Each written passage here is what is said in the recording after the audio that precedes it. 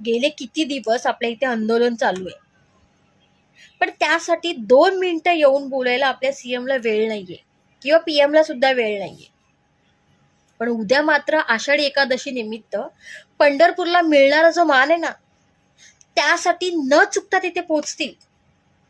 तेव्हा सगळी कामं, सगळं सगळं काही नसेल त्यांच्याकडे, पण तो मान महत्वाचा आहे ना. इथे मुलांचं आयुष्य काय पणाला लागू, ते भिजो मरो, लाठीचार हो, काही हो, आम्हाला काही घेणं देणं नाही. पण आम्हाला जो मान मिळतोय ना, तो आम्ही सोडणार नाही.